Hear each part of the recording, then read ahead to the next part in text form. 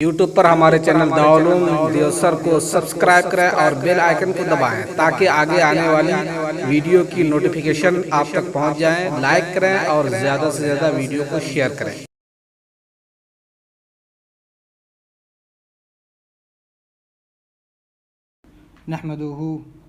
नहमदुहु व नुसल्ली व नुसल्लिमु अला हबीबिहिल करीम अम्मा बाद फ़ौज़ु बिल्लाहि मिनश शैतानिर रजीम बिस्मिल्लाहिर रहमानिर रहीम अलिफ लाम मीम ज़ालिकल किताबु ला रैब फ़ीहि हुदल लिल मुत्तक़ीन अल्लज़ीना युमिनूना बिल ग़ैबि व युक़ीमूनस सलाता व मिम्मा रज़क़नाहुम युनफ़िक़ून वल्लज़ीना युमिनूना बिमा उन्ज़िला इलैका व मा उन्ज़िला मिन क़ब्लिक व बिल आख़िरति हुम यूक़िनून सदक़ल्लाहुल अलिय्युल अज़ीम व बल्लग़ना रसूलुहुन नबिय्युल अमीनुल करीम व नहनु अला ज़ालिका लमिनश शाहिदीन व शाकिरीन वल्हम्दुलिल्लाहि रब्बिल आलमीन। क़ाल अल्लाहु तबारक व तआला फ़ी शान हबीबिहिल करीम इन्नल्लाहा व मलाइकतहु युसल्लूना अलन नबी या अय्युहल्लज़ीना आमनू सल्लु अलैहि व सल्लिमू तस्लीमा। अल्लाहु रब्बु मुहम्मदिन सल्लल्लाहु अलैहि वसल्लम नहनु इबादु मुहम्मदिन सल्लल्लाहु अलैहि वसल्लम सलातुन व सलामुन अलैका या रसूलल्लाह सल्लल्लाहु तआला अलैहि व आलिहि वसल्लम। तो कल हमने सूरह फ़ातिहा के हवाले से उसका जो दर्स था उसके हवाले से आप लोगों को जो कुछ मुझसे हो सका वो मैंने बताने की कोशिश की। और आज हम सूरह बकरा की शुरुआत कर रहे हैं। सूरह बकरा ये कुरान मुक़द्दस की हुजूम के एतबार से सबसे बड़ी सूरत है और वैसे भी ये हुजूर ने इरशाद फरमाया है सूरह बकरा के बारे में और सूरह आले इमरान इसके बिल्कुल बाद जो सूरह होती है वो दोनों के बारे में फरमाया। हर चीज़ की चोटियाँ होती हैं और कुरान की चोटी ये है। तो ये सूरत जो है वो बड़ी अहमियतों की हामिल है और इसकी शुरुआत हो रही है अलिफ लाम मीम से। इल्मी बहस में हम नहीं पढ़ रहे हैं इस वक्त और आप सब लोगों को जो है वो इसका आसान सा तर्जमा और थोड़ी सी तफ़हीम जो है वो करके हम समझाने की कोशिश कर रहे हैं। ये जो अलिफ लाम मीम या अलिफ लाम रा या ऐन सीन काफ ये सब जो लफ्ज़ होते हैं अल्फाज होते हैं इनको हुरूफ़ मुक़त्तियात कहा जाता है। इनका माना इनका मतलब जो है वो सही तौर पर या किसी भी मुफस्सिर को या किसी आलिम को या किसी मुफस्सिरीन को मालूम नहीं है। बस ये एक कोट वर्ड समझ लें इसको कि ये अल्लाह तबारक व तआला जानता है या उसका महबूब सरवर दो आलम सल्लल्लाहु अलैहि वसल्लम जानते हैं कि क्या कहा गया और क्या आपने उसको समझा, ये है। तो अब इसमें उलमा अपनी अपनी राय पेश करते हैं कि ये क्या है कैसे है। तो इसके बारे में भी कहा गया कि बहुत सारी बातें कही गई कि अलिफ लाम मीम ये क्या है, अल्लाह तबारक व तआला का नाम है या क्या है। बाज़ ने कहा कि अलिफ से मुराद अल्लाह की ज़ात है और बाज़ ने कहा कि हाँ अलिफ से मुराद अल्लाह की ज़ात है, मीम से मुराद मुस्तफ़ा जान रहमत सरवर दो आलम सल्लल्लाहु अलैहि वसल्लम मोहम्मद रसूलुल्लाह सल्लल्लाहु अलैहि वसल्लम की ज़ात मुक़द्दसा है। तो ये कहा गया। और लाम से मुराद जिब्रील अमीन है। तो अलिफ से अल्लाह और मीम से मोहम्मद रसूलुल्लाह सल्लल्लाहु अलैहि वसल्लम ये बात समझ में आती है, लेकिन लाम से जिब्रील ये बात समझ में नहीं आती। तो शाह अब्दुल अज़ीज़ मुहद्दिस दहलवी रहमतुल्लाह तआला ने बहुत खूबसूरत बात की और ख़ुद ही सवाल किया और ख़ुद ही उसका जवाब दिया। यानी कहा कि ये बात तो है कि अलिफ से अल्लाह और मीम से मोहम्मद रसूलुल्लाह सल्लल्लाहु अलैहि वसल्लम, क्योंकि दोनों लफ्ज़ जो है वो दोनों नाम के शुरुआत के का हर्फ है तो उससे है, लेकिन लाम से जिब्रील ये बात कैसे। तो फिर आपने ख़ुद ही उसका जवाब दिया कि अरबों के यहाँ अरब में ये कायदा है कि जब आका का नाम लिखते हैं आका का तो नाम का पहला हर्फ लिख देते हैं। यानी कोड वर्ड में लिखना हो तो नाम का पहला हर्फ लिख देते हैं और इसीलिए अल्लाह का नाम का अलिफ लिख दिया गया, मोहम्मद रसूलुल्लाह सल्लल्लाहु अलैहि वसल्लम के नाम का मीम लिख दिया गया। और जब ग़ुलामों का नाम लिखा जाता है तो उनके नाम का आखिर लफ्ज़ लिखा जाता है, यानी आखिरी लफ्ज़ हर्फ लिखा जाता है। तो इससे लाम जिब्रील के नाम का आखिर हर्फ जो है वो लाम है तो लाम इसको लिख दिया। तो यहाँ से ये मसला भी समझ में आ गया कि जो लोगों का ये अक़ीदा है कि जिब्रील अमीन जो है वो हुजूर के उस्ताद हैं और हुजूर को उन्होंने पढ़ाया, या तो यहाँ से ये उक्दा हल होता है कि नहीं, वो बल्कि हुजूर मुस्तफ़ा जान रहमत की खिदमत पर मामूर हैं, खादिम हैं, ये बात। फिर आगे ज़ालिकल किताबु ला रैब फ़ीह, फरमाया गया कि ये वो किताब है जिसमें किसी शक की जगह नहीं, कोई शक नहीं है, कोई डाउट नहीं है। ज़ालिकल किताबु ला रैब फ़ीह, इस किताब में कोई शक नहीं है, कोई शुबा नहीं है, कोई गलती नहीं है। ये इसके पहले सफ़े पर देखिए ये बात लिखी, दुनिया की बेशुमार किताबें हैं, आप उसको उठाएं और पढ़िए तो हर किताब के आखिर में लिखा होता है कि अगर हमारी किताब में कोई गलती हो या कोई बात हो गई हो, मिस्टेक हो गई हो, तो उसकी जो है वो इत्तलाफ़ कर दें ताकि अगले ऑडिशन में उसको सही किया जा सके। तो बड़े से बड़ी किताब उठाइए आप, उसमें ये आपको मिल जाएगा कि हमारी किताब में कोई गलती, यानी उसको पता होता है कि मेरी किताब में गलती हो सकती है। भाई मैंने किताब लिखी है तो उसमें गलती का इम्कान है, शायबा है कि गलती हो जाएगी।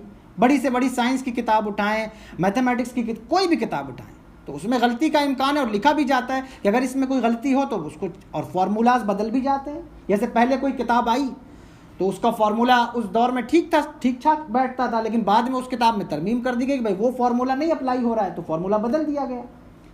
तो किताबों में गलती के इम्कान होते हैं, लेकिन ये कितना बड़ा अल्लाह का करम और कैसी मुक़द्दस किताब है कि जिसके पहले सफ़े पर यह दावा मौजूद है कि ला रैब फ़ीह, यानी ये जो ला है ये ला नफ़ी जिन्स का है कि नफ्स किताब में कोई गलती नहीं हो सकती, कोई गलती नफ्स किताब में, इस किताब में कोई गलती नहीं है। यानी ऐसा नहीं है कि कोई गलत बात आ गई है या कोई मिस्टेक हो गई है, नफ्स किताब में कोई गलती है नहीं, ये दावा है। कितनी बड़ी बात है कि ये वो किताब है जिसमें कोई शक नहीं, कोई डाउट नहीं। ज़ालिकल किताबु ला रैब फ़ीह। हज़रत इमाम शाफ़ी रहमतुल्लाह ताला अलैह ने एक जुज़ लिखा, एक किताब लिखी छोटी, तो अपने शागिर्द को कहा कि इसको पढ़ो।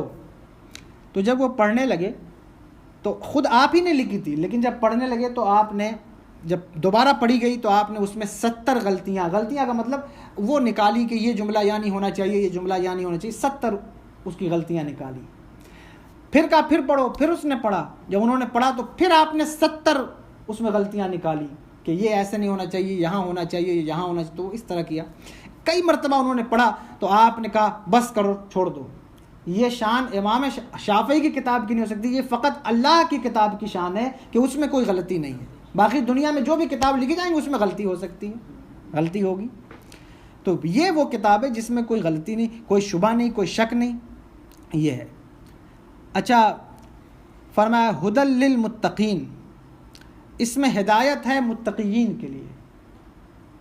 हिदायत, वैसे तो कुरान की हिदायत सबके लिए है, जब कुरान ने फरमाया हुदल लिन्नास, इसकी हिदायत जो है वो हिदायत आमा है, सबके लिए है। लेकिन यहाँ जिक्र हो रहा है वो ख़ास हिदायत की बात है कि इसमें जो हिदायत है वो मुत्तकीन के लिए, तक़वा वालों के लिए। जो तक़वा इख्तियार करेगा उसको इसकी हिदायत मिलेगी, और जो तक़वा इख्तियार नहीं करेगा वो उसकी हिदायत से महरूम रहेगा। जो असल हिदायत है, जो ख़ासा हिदायत का यहाँ बयान हो रहा है, उससे मुराद ये कि ये जो ख़ास हिदायत है ये तक़वे वालों के लिए है कि जिसके अंदर तक़वा होगा वही इस हिदायत को हासिल कर पाएगा। अब मसला ये है कि तक़वा होता क्या है, ये समझने वाली बात है। बहुत सारा कलाम किया गया है कि तक़वा असल में क्या है। लोग अपने अपने तौर पर अपनी थ्योरीज़, अपने मामलात जो है वो पेश करते हैं कि भाई ये तक़वा है या ये तक़वा है। तक़वे की बहुत सारी तारीफ़ की गई। ये भी हज़रत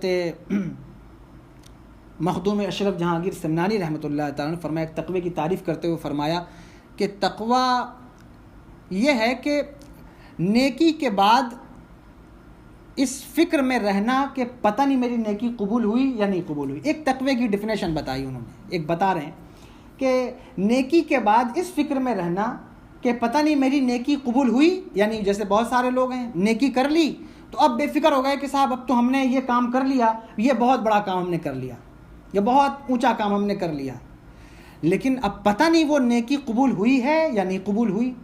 ये समझने वाली बात है। तो ये नेकी करने के बाद एक इस्तराबी कैफियत होती है कि इंसान परेशान होता है कि पता नहीं मेरी नेकी कबूल हुई है या नहीं कबूल हुई है। नमाज हमने पढ़ी तो नमाज कबूल हुई या नहीं कबूल हुई। रोज़ा हमने रखा, अब वो रोज़ा कबूल हुआ या नहीं कबूल हुआ। हज किया तो हज कबूल हुआ है, जैसे हमारे यहाँ हज करते हैं, तो हज करने के बाद जब वहाँ से वापसी होती है तो हम बहुत खुश हो रहे होते हैं कि साहब हज हमारा हो गया, और जुलूस भी हो रहा होता है, लोग इस्तकबाल भी कर रहे होते हैं। लेकिन मसला ये है कि अब हज हमारा कबूल हुआ या नहीं कबूल है तो अल्लाह ही बेहतर जानता है। हुस्न ज़न रखना चाहिए कि ज़रूर अल्लाह तबारक व तआला कबूल फरमाया होगा। लेकिन नेकी करने के बाद, कोई ऐसा अमल करने के बाद, इसकी मिसाल बुजुर्गान दिन में मिलती है। हज़रत उमर इब्न ख़त्ताब रज़ी अल्लाह तआला अन्हु ईद के दिन रो रहे थे और फूट फूट के रो रहे। तो लोगों ने पूछा कि हुजूर आज तो ईद का दिन है, खुशी का दिन है, आप क्यों रो रहे हैं, किस वजह से रो रहे हैं? तो फरमाया पता नहीं मेरे रोज़े कबूल हुए या नहीं कबूल, इसलिए मैं रो रहा हूँ। तो ये इसको तकवा कहते हैं। ये भी एक डिफिनेशन है तकवे की कि इंसान नेकी करने के बाद डरे और अल्लाह का खौफ रखे कि पता नहीं मेरी नेकी कबूल हुई या नहीं कबूल हुई। और भी तकवे के बारे में बहुत सारी बातें की जाती, जैसे ये कहा जाता है कि तकवा जो है वो दूसरों को खुद से बेहतर समझना है, यानी दूसरों को ज़्यादा अच्छा समझे। लोग अपने आप को ही सबसे बेहतर समझ जाते हैं कि हम सबसे बेहतर हैं, या कोई नमाज नहीं पढ़ रहा है, रोज़ा नहीं रख रहा है, ये तो तरावी नहीं पढ़ रहा है, या ये काम नहीं कर रहा है, और मैं तो रोज़ा भी रख रहा हूँ, तरावी भी पढ़ रहा हूँ, और जो है खाना भी खिला रहा हूँ, सब कर रहा हूँ, तो मैं शायद सबसे बेहतर। लेकिन पता नहीं कि अल्लाह तबारक व तआला की बारगाह में कौन बेहतर है, कौन ज़्यादा अफजल है, ये तो मालूम नहीं है। तो ये समझना कि मुझसे बेहतर फलां है या दूसरा मुझसे बेहतर है, हो सकता है कि अल्लाह को कोई अदा इसकी ज़्यादा पसंद हो, ये मुझसे बेहतर है, इसको भी तकवा के, ये भी एक तकवे की डिफिनेशन, इसको याद रखिएगा कि तकवा ये भी है कि दूसरों को खुद से बेहतर समझा जाए। हाँ, ताकीद करना एक अलग बात है कि जो नमाज नहीं पढ़ रहा है, रोज़ा नहीं रख रहा है, तो उसको ताकीद की जाएगी कि भाई तुम रोज़ा भी रखो, नमाज पढ़ो। लेकिन इसका मतलब ये नहीं है कि हम बिल्कुल जो है वो यानी हमारे अंदर कोई ऐसी बात पैदा हो जाए कि मैं तो ठीक हूँ, ये तो एकदम बेवकूफ़ है और कोई इसको जो है वो दीन की समझ नहीं, ऐसा नहीं, बल्कि दूसरों को खुद से बेहतर समझना चाहिए। एक और डिफिनेशन तकवे की सुन लें, जो मेरी नज़र में यहाँ जो मुफस्सिरीन ने बयान किया, हज़रत हाफिज़ इब्न कसीर ने भी इसको तफसीर इब्न कसीर में बयान किया है तकवे की डिफिनेशन में, कि हज़रत उमर इब्न ख़त्ताब रज़ी अल्लाह तआला अन्हु ने एक मरतबा जो है वो काब अहबार रज़ी अल्लाह तआला अन्हु से पूछा। ये ताबई है, सहाबी नहीं है, हुजूर के ज़माने में ये यहूदियों के बहुत बड़े आलिम थे और बहुत इनको इल्म था तौरात का, लेकिन हुजूर के ज़माने में ईमान नहीं लाए। फिर उसके बाद हुजूर के बाद ईमान ले आए, तो फिर इस्लाम के भी बहुत बड़े आलिम बने। तो हज़रत उमर इब्न ख़त्ताब रज़ी अल्लाह तआला अन्हु इनको बुलाया और इनको बुला कर पूछा कि तकवा का मानी क्या है, तकवा के माने क्या हैं। तो उन्होंने जवाब दिया, वो यहाँ बयान कर रहा हूँ, कि फरमाया कि ऐ उमर ये बताओ, कभी किसी खारदार वादी से गुज़रे हो, यानी जहाँ कांटे हों, झाड़ियाँ हों, वहाँ से गुज़रे हो? तो आपने फरमाया हाँ गुज़रा हूँ। तो कहा जब वहाँ से गुज़रते हो तो क्या करते हो? तो फरमाया कि मैं अपने कपड़े जो है वो समेट लेता हूँ। यानी जब हम खारदार झाड़ी से गुज़रेंगे, या बैठी और इसे खारदार वादी से गुज़रेंगे तो क्या करेंगे? कपड़े समेट लेंगे, कपड़े समेट लेते हैं और गुज़र जाते हैं ताकि कोई कांटा जो है वो हमारे कपड़े में उलझ ना जाए और हम फंस ना जाएं, ऐसे करते हैं। तो फरमाया बस इसी का नाम तकवा है, इसी को तकवा कहते हैं। यानी दुनिया में इस तरह रहना कि दुनिया की जो आलूदगी है, दुनिया की जो शहवात हैं, उसकी जो हिर्स है, जो दौलत की एक अट्रैक्शन है, ख्वाहिशात हैं, ये सारी चीज़ें तुमसे जो है वो निकल जाएं और तुम दुनिया से इस तरह गुजर जाओ जैसे खारदार झाड़ी से अपना दामन समेट के कोई गुजर जाता है, बस इस तरह गुजर जाओ। इसीलिए दुनिया है, यानी तुम दुनिया में रहो, वही बात आ गई कि तुम दुनिया में रहो लेकिन दुनिया तुम्हारे अंदर न रहे। मेरे बुज़ुर्गों का कौल है और मेरे दादा जान भी फरमाया करते थे, हुज़ूर खलीक़ मिल्लत रहमा, बारहा मैंने सुना, फरमाते कि जब तक कश्ती जो है वो पानी में रहती है तो ख़ुद भी तैरती है और अपने मुसाफिरों को भी तैराती है, लेकिन पानी में कश्ती रहे तो ठीक है, कश्ती में पानी अगर आने लगे तो फिर वो ख़ुद भी डूबेगी और अपने मुसाफिरों को भी डुबाएगी। तो तक़वा ये है कि आप दुनिया में रहिए लेकिन दुनिया आपके अंदर ना आ जाए, दुनिया की हिर्स, तमा, लालच आपके अंदर में, आपके पास जो कुछ है, सामान है, सरमाया है, घर है, गाड़ी है, पैसा रुपया है, तो आप ये आपका नहीं है, ये तो अल्लाह तबारक व तआला ने आपको अता फरमाया, उसकी मिल्कियत है। तो आपको जितनी ज़रूरत है आप उसका इस्तेमाल करें और उसके अलावा की हिर्स ना रखें, उसके अलावा की लालच ना रखें। ये भी तकवा है, यही तकवा है। इसलिए फरमाया कि ये तकवा है कि जब आप दुनिया में रहें तो बस इस तरह से रहें कि हम बस किसी तरह से इसमें से गुजर जाएं और अपनी जो भी हमारी ज़रूरियात उनको पूरा करके निकल जाएं। तो ये बात हो गई कि ये हुदल लिल मुत्तकीन, यानी जब हिदायत उन्हीं को मिलेगी जो तकवे वाले। चूँकि पिछली अभी जो सूरह फातिहा की हमने उसमें तर्जमा किया और जो बताया उस दर्स में, तो उसमें हमने यही बताया कि हम अल्लाह तबारक व तआला से क्या मांगते, इहदिनस सिरातल मुस्तकीम, अल्लाह मैं सीधी राह चला।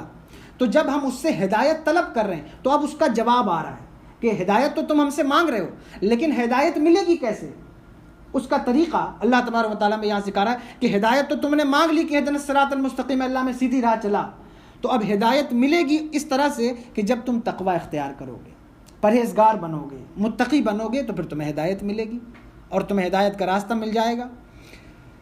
फिर फरमाया अल्लज़ीना युमिनून बिल गैब। अब ये मुत्तकीयीन की और चंद निशानियाँ बयान हो रही हैं कि अब यहाँ कुरान ख़ुद बयान कर रहा है कि तकवे वाले कौन हैं, यानी डरने वाले कौन लोग हैं, वो ख़ुद कुरान बयान कर रहा है। फरमाया अल्लज़ीना युमिनून बिल गैब, वो जो बेदेखे ईमान लाए, बिना देखे ईमान लाए, देख कर ईमान नहीं लाए, बिना देखे ईमान लाए। बिना देखे ईमान लाने का मतलब क्या कि भाई हमने तो अल्लाह को नहीं देखा, देखा तो नहीं, हमने तो हुजूर को भी नहीं देखा सल्लल्लाहु अलैहि वसल्लम, हम तो बिना देखे ईमान लाए। बिना देखे ईमान लाने का मतलब यह है कि पिछली उम्मतों में और इस उम्मत में भी लोग कहते थे कि साहब आप नबी हैं तो आप ये चांद को 2 टुकड़े करके दिखाएं या ये करके दिखाएं, तो देख कर फिर हम ईमान लाएंगे, ये होता था। अभी उसकी बात आगे मैं करूंगा कि फिर सहाबा ने तो देख कर सहाबा ईमान लाए, तो फिर वो बात आगे आएगी।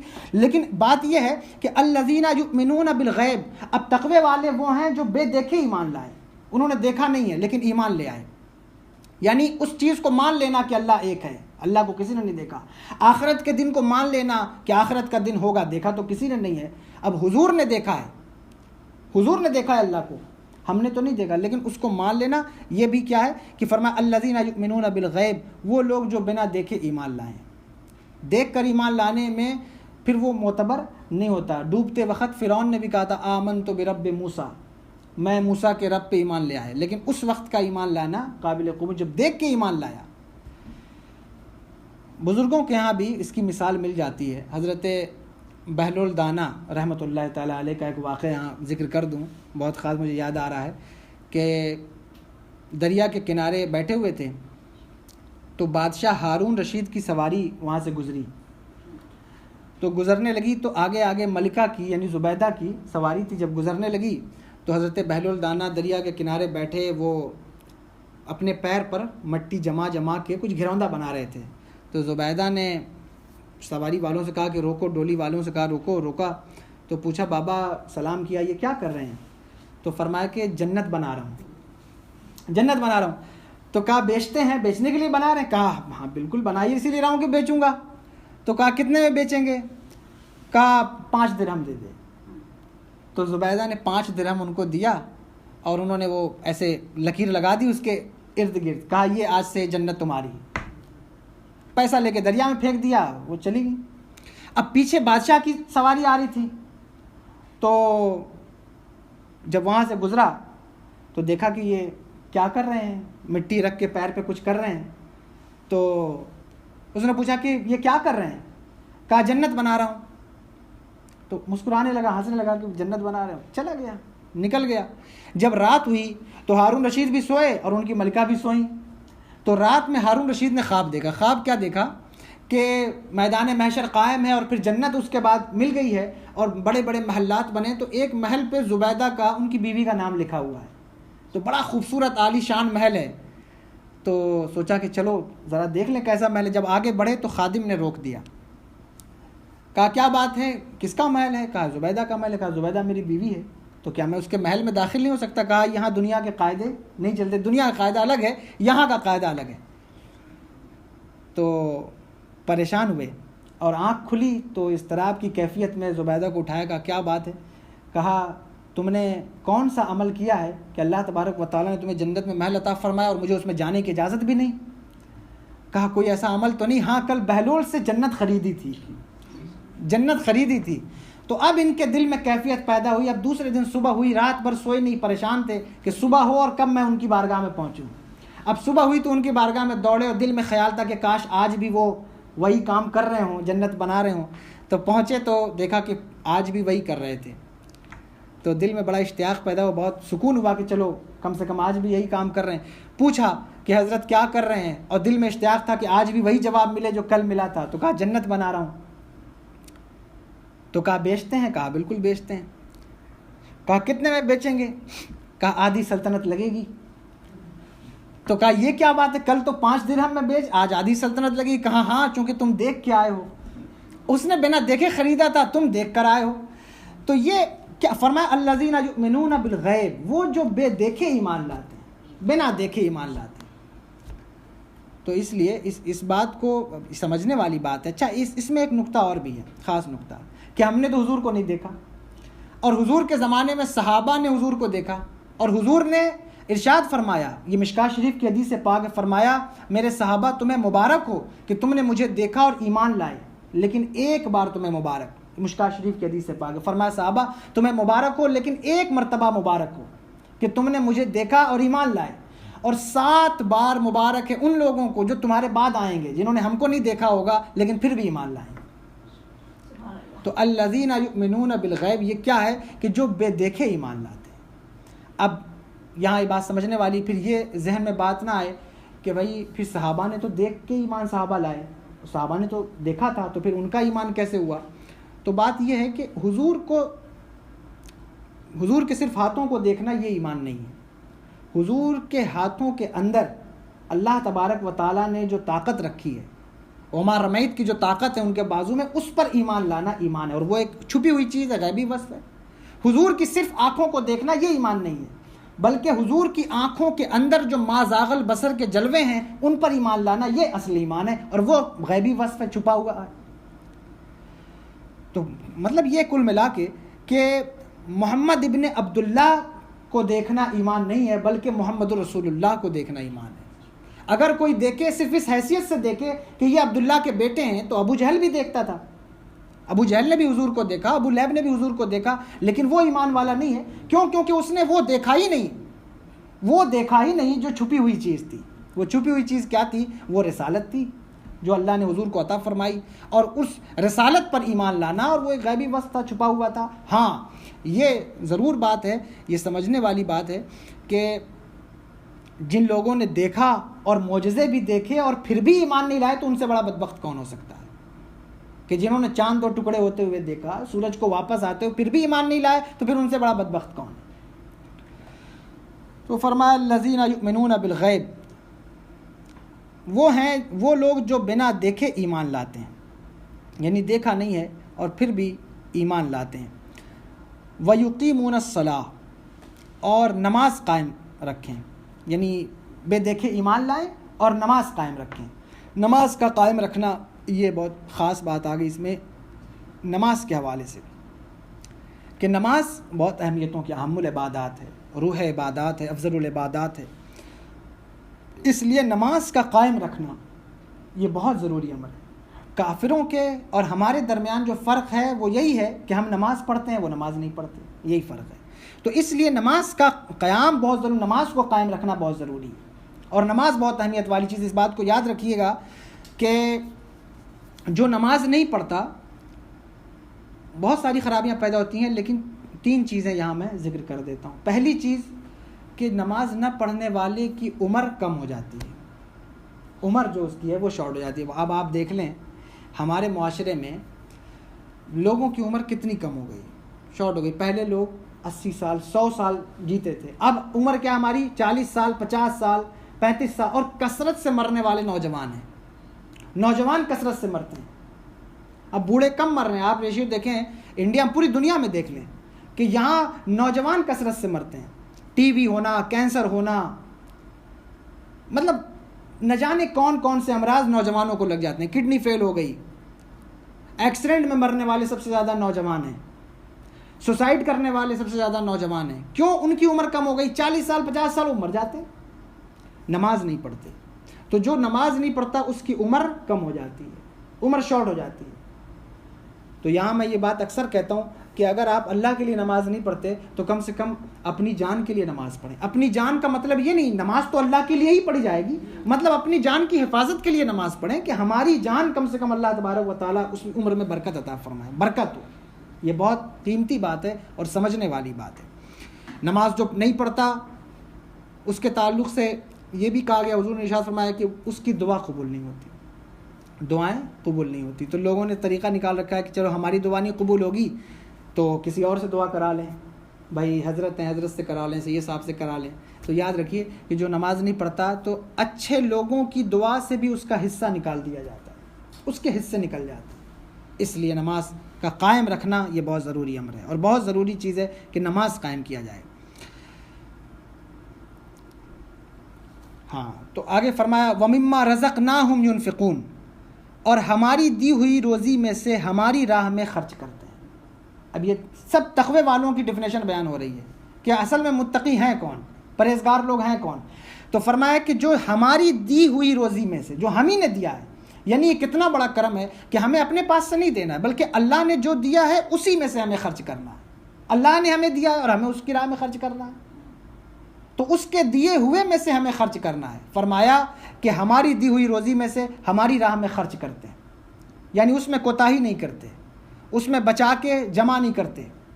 और जो जमा करते हैं और ये समझते हैं उनके लिए वही आई। फिर कुरान फरमाता है अल्लज़ी जमा मालम वअद्ददा, जो माल जमा करते हैं और उसका अदद निकालते हैं, यानी गिन गिन करके उसको रखते हैं। यहसबु अन्ना मालहु अखलदा, और ये समझते हैं कि ये माल उनको जो है वो लाफानी कर देगा और वो इसको लाद के ले जाएंगे। तो ये फरमाया कल्ला लयुबज़न्न फिल हुतमा, नहीं हरगिज़ ऐसा हो नहीं सकता, हम उनको बड़ी आग में डालेंगे। कौन सी बड़ी आग? नारुल्लाहिल मुक़द्दतुल्लती तत्तलिउ अल अफ़िदा इन्नहा अलैहिम मुसद्दा फ़ी अमदिन मुमद्ददा। तो इसलिए अल्लाह की राह में ख़र्च करने से कभी इंसान को गुरेज नहीं करना, जितना हो सके उतना ज़्यादा खर्च करे। और सहाबा ने करके दिखाया, सहाबा ने वो तरीक़ा करके दिखाया। वो देखिए जब ये आयत नाज़िल हुई ना, मंज़ल लज़ी युक़रिज़ुल्लाहु क़र्ज़न हसना, कौन है जो अल्लाह को कर्ज़ हसना दे? तो एक सहाबी हैं हज़रत अबू दहदा रज़ी अल्लाह ताला अन्हु, उनका एक बाग़ था, खजूरों का बाग़, बहुत बड़ा बाग़ था, 600 गालिबन 700 खजूरों का बाग़। और खजूर ऐसा फल है बड़ी मुश्किल से बहुत दिन में तैयार होता है। हर किसान को या हर इंसान को जो कोई खेती करे या लगाए बोए, उसको अपनी जायदाद से ज़्यादा अपने खेत से, अपनी खेतियों से प्यार होता है। तो जो किसान होता है उसको अपने गल्ले से, अपनी जो है वो खेतियों से प्यार होता है। तो जब ये आयत नाज़िल हुई मंज़ल लज़ी युक़रिज़ुल्लाहु क़र्ज़न हसना कि कौन है जो अल्लाह को कर्ज़ हसना दे, तो ये अबू दहदा जो है वो सहाबी हुज़ूर की बारगाह में और हुज़ूर का हाथ पकड़ लिया और कहा हुज़ूर क्या वाकई अल्लाह ने हमसे कर्ज़ हसना मांगा है? क्या वाकई अल्लाह ने कर्ज़ हसना मांगा? तो हुज़ूर ने फरमाया हाँ अबू दहदा, अल्लाह ने ये हमसे तलब किया है। तो कहा इसके बदले में क्या अल्लाह हमें अता फरमाएगा? कहा बेशक अल्लाह तबारक व तआला तुम्हें इसके बदले में जन्नत में इससे बेहतरीन बाग अता फरमाएगा। तो आप अपने बाग के करीब तशरीफ़ ले गए और 600 खजूरों का बाग, और वो वक्त था जब खजूरें पकी हुई थी, यानी वो मौसम था खजूरों के पकने का। आपने वहाँ से कहा कि हुजूर अगर ये बात है तो फिर आप गवाह हो जाएं कि मैंने ये बाग जो है वो अल्लाह को कर्ज़े में दे दिया, कर्ज़े में दिया। और उनकी बीवी, क्योंकि उनकी रहाइश भी उसी बाग में थी, उसी बाग में रहते थे अंदर, तो वहीं से आवाज़ लगाई ऐ उम्मे दहदा बाहर आ जाएं, ये बाग हमने अल्लाह को कर्ज़े में दे दिया है, यानी अब हमें इसमें नहीं रहना है। कितनी बड़ी बात है, कितनी बड़ी बात। तो ये जो है ये हमें समझने के लिए ये बातें हैं कि हम समझें और गौर करें। हमें तो कोई ऐसा काम करना नहीं, बल्कि हम जितना हो सके जो अल्लाह ने हमें अता फरमाया, अल्लाह का दिया हुआ है, उसी के रिस्क में से, उसकी दी हुई रोज़ी में से हमें खर्च करना है। जितना हो सके उतना खर्च किया जाए, बंदों की मदद की जाए, ख़ास तौर पर इस वक्त में जबकि ऐसी सिचुएशन है। तो हर बंदे को चाहिए कि ख़ुद एक लुक़मा डालने से पहले ये सोच ले कि उसके मोहल्ले में लोग क्या उस लुक़मे के लिए तरस तो नहीं रहे, परेशान तो नहीं है। किसी को रहने के लिए घर का सहारा ना हो तो घर को प्रोवाइड करना, या इस तरह से बहुत सारी चीज़ें हो सकती हैं। अल्लाह की राह में खर्च करने का मतलब बहुत सारी चीज़ें हो सकती हैं कि हम ऐसा कर सकते हैं। सहाबा ने ये करके दिखाया है। अल्लाह की राह में जो खर्च करने का तरीक़ा है वो कोई सहाबा किराम से सीखे कि किस तरह खर्च किया जाता है और कैसे खर्च किया जाता है। बिलाशुबा हम सब भी खर्च करते हैं जो हमसे हो सकता है थोड़ा बहुत, लेकिन जो हक़ है खर्च करने का और वाकई जो अल्लाह तबारक व तआला ने जो मुत्तक़ीन का यहाँ उनकी जो डिफिनेशन बयान की है, उसमें जब हम सहाबा को देखते हैं तो हमें पता चलता है कि वो किस तरह अल्लाह की बारगाह में खर्च करते थे और कैसे खर्च करते थे। यहाँ सिर्फ माल खर्च करने की बात नहीं, बल्कि अल्लाह ने जो भी अता फरमाया उसे खर्च करना चाहिए। अगर अल्लाह ने आपको सेहत दी है, ताकत दी है, तंदुरुस्ती दी है, तो आप बूढ़ों के, ज़ईफ़ों के लिए अपनी मेहनत खर्च कर सकते हैं, अपनी ताकत को खर्च कर सकते हैं। जो ज़ईफ़ हैं, बूढ़े हैं, नातवा हैं, उनके लिए ताकत खर्च कर सकते हैं। अगर अल्लाह ने आपको कोई और दूसरा ऐसा इल्म दिया है, आप इंजीनियर हैं या डॉक्टर हैं, तो आप उनके लिए वो काम कर सकते हैं। तो मुफस्सिरीन ने यहाँ लिखा है खर्च करने से मुराद सिर्फ पैसा खर्च करना नहीं है, बल्कि जिसको अल्लाह ने सेहत दी है वो अपनी ताकत खर्च करे, जिसको अल्लाह ने सरमाया दिया है वो सरमाया खर्च करे, जिसको अल्लाह ने इल्म दिया है वो इल्म खर्च करे और उसमें कोताही ना करे। जो भी अल्लाह ने दिया है उसको खर्च करने में लगा रहे कि बस बंदों पर खर्च होता रहे। ये सबसे बड़ी नेकी, बहुत बड़ी नेकी है कि अल्लाह की राह में खर्च करना। और खर्च करना कहाँ से है? खुद अपने पास से तो करना नहीं, बल्कि जो अल्लाह ने दिया है उसी में से खर्च करना है। हमारे यहाँ तो लोग सदका देने में परेशान होते हैं। सदका जबकि खुद जान का देना है, अपनी जान का सदका देना है, तो उसमें हम देखते हैं कि गेहूँ 35 रुपये है तो लोग लड़ भी जाते हैं कि नहीं पिछले साल तो 35 था तो इस साल 40 कैसे हो गया। हो जाता है ऐसा। अब आप गौर करें, अच्छा मुसलमान ये समझते हैं कि अल्लाह की राह में खर्च करने का मतलब ये है कि वो जो 2.5% ज़कात है, 2.5%, तो हम समझते हैं बस यही खर्च करना है। उसमें भी बहुत सारे लोग निकालते हैं, बहुत से नहीं निकालते, और जो निकाल देते हैं वो ये समझते हैं शायद हमने खर्च कर दिया है। अरे वो तो तुम्हारी माल का मैल कुचैल है, वो जो तुमने दिया है। असल खर्चा करना तो वो है कि जो अल्लाह तबारक व तआला ने तुम्हें अता फरमाया है, तुम्हारे पास माल है, जायदाद है, उसमें से तुम क्या उसकी बारगाह में खर्च कर रहे हो। तो सदका जो है निकालने में भी लोग परेशान होते हैं। तो इसलिए खर्च करना मतलब ये है कि जितना हो सके उतना अल्लाह की राह में खर्च किया जाए। जो हमारे पास अल्लाह ने जो कुछ हमें दिया है उसमें से हमें चाहिए कि ज़्यादा से ज़्यादा खर्च करें और उसकी बारगाह में लुटाएं। सहाबा किराम का तरीक़ा यही था, बल्कि वो अपनी जान को भी इस तरह अल्लाह की बारगाह में लेके आते थे। हमारे यहाँ तो कंडीशन ये है और ये माहौल है कि दीन की खिदमत के लिए अगर कोई बंदा निकलना भी चाहे या जाना भी चाहे, या बच्चे होते हैं नौजवान जो दुकान जाते हैं, रिस्क अपना तलाश करते हैं, अगर वो थोड़ी देर उलमा की सोबत में बैठने लग जाएं तो माँ बाप कहते हैं कि ये क्या कर रहे हो, तुम्हें और कोई काम नहीं है कि तुम जो है वो जाके मस्जिद में बैठे रहते हो या उलमा के पास बैठे रहते हो। अरे अगर वो अपना वक्त दीन में सर्फ कर रहा है तो उसका बदला भी उसे मिलेगा, और अगर वो दीनी खिदमत कर रहा है, अंजाम दे रहा है, तो इससे बड़ी बात क्या हो सकती है। लेकिन लोगों को ये भी बर्दाश्त नहीं होता। सहाबा किराम का तरीक़ा क्या था? हुजूर की बारगाह में एक औरत आई, हुजूर एक मार्के में तशरीफ़ ले जा रहे थे जंग में, तो छोटा बच्चा, इतना बड़ा बच्चा 6 महीने का या 5 महीने का बच्चा लेके हुजूर की बारगाह में आई, कहने लगी हुजूर इसे जंग में ले जाएं। तो हुजूर ने कहा कि तेरे जज्बे को सलाम है, लेकिन ये इतना बड़ा बच्चा, इसको जंग में कैसे ले जाए, कहाँ ले जाएंगे? कहने लगी हुजूर मेरा बाप था तो वो जंग में शहीद हुआ, मेरा शौहर भी जंग में शहीद हुआ गज़वे में, मेरे भाई भी जो है वो गज़वे में शहीद, अब मेरे घर में कोई मर्द नहीं बचा, ये वाहिद एक बच्चा है, मर्द है, और आज गज़वे का दिन है, आप गज़वे में जा रहे हैं, जंग में जा रहे हैं, और मेरे घर में एक बच्चा मौजूद है। अगर अल्लाह ने मुझसे पूछा कि तुम्हारे घर में एक मर्द मौजूद था तो तुमने दिया क्यों नहीं, तो इसलिए मैं ये बच्चा लेकर आ गई हूँ। हुजूर ने कहा तुम्हारे जज्बे को सलाम, अल्लाह तुम्हें इसका बदला ज़रूर अता फरमाएगा। लेकिन इसे ले जाकर क्या करेंगे? उन्होंने बज़ीद हो गई, कहने लगी या रसूल अल्लाह, आप, मैं जानती हूँ कि ये जंग तो नहीं लड़ सकता, तलवार का नहीं उठा सकता, लेकिन ये ढाल बन सकता है। आपकी तरफ कोई तीर आएगा तो आप इसे आगे कर दीजिएगा ताकि आपके लिए ढाल बन जाए। ये जज्बा था। खर्च करने के सिलसिले में ये बात मैंने बयान कर दी। तो फरमाया कि मुत्तकी वो हैं कि जो अल्लाह की राह में अल्लाह की दिए हुए रिज़्क़ से खर्च करते हैं। अल्लाह ने जो दिया है उसी में से खर्च करना है, अपने पास से कुछ नहीं खर्च करना है।